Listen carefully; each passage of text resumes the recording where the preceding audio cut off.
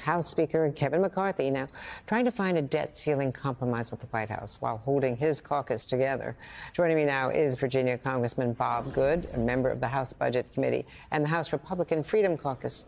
Congressman, thank you very much for being with us. Great to be with you. Thanks for having me. Well, it's good to have your voice here. I'm wondering whether there's any concern within the Freedom Caucus about these hopeful signs of a compromise. Are you worried that there could be a compromise that is acceptable to the White House but is not acceptable to your members? Well, I'm thankful for Speaker McCarthy's leadership and how we've come together and did what many thought we would not do, which is to negotiate over the last 90 days a reasonable, responsible increase to the debt ceiling. Many of us on the Republican side have never voted for a debt ceiling increase and didn't want to do that. And the American people, though, don't want an increase without responsible cuts in spending and reforms to put us on a path to fiscal responsibility. And I'm glad that Speaker McCarthy has led us doing that. And the House is united in calling upon the Senate to go ahead and pass the Limit, Save, Grow Act with the president to sign it so that the president avoids any consequences for his failure to act. What if he were to agree to something that you don't think went far enough? Do you think that could lead to a push to replace him as Speaker? Nobody's talking about that. We support our Speaker. We want him to be successful because the country needs for him to be successful. We're united in the plan that we put forward. Again, it's a responsible. It's got modest reductions in spending and significant reforms to put us on a path to where we don't have an eventual default. The one thing that is certain, we would have a default if we were to continue down the path that we are. At some point in time, we wouldn't be able to borrow anymore. We wouldn't be able to service our debt. We wouldn't be able to sell our debt. We would have continued downgrading in our credit like we did in 2011 when the debt ceiling was raised without any reforms or cuts in spending.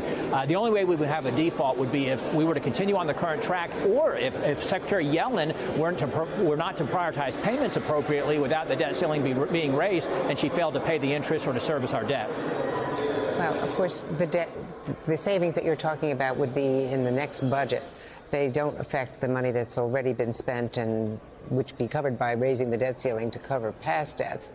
But the nonpartisan CBO is estimating that the new work requirements that are very much on the table now that you're demanding, that if they do not get compromised, would cause at least 600,000 people to lose Medicaid coverage and 275,000 people would lose food stamps monthly. It would reduce spending by about $10 billion annually, which is only a fraction of the money that we're talking about. So why would that be a red line? Almost all Americans agree that able-bodied individuals without dependents of working age ought to work in return for federal subsistence. It ought to be a temporary hand-up, not a permanent handout. We don't want to continue to contribute to generational poverty. This is an overwhelmingly supported issue by the American public. But it's not just the tens of billions of dollars that we would save. It's key to growing our economy again, to get back to the 3% and 4% economic growth we had during the Trump years, and to get away from the stagnant 1% growth and the actually recessionary numbers that we've been experiencing under President Biden. And it's also important just culturally and for our country, the work, the virtue and the nobility of work. It's important for our country. It's important for our people. And it's going to have the same impact that it had when Newt Gingrich worked with Bill Clinton to do that back in the 90s. It reduced the poverty rolls. It reduced child poverty. It helped our economy, and it's going to do that again.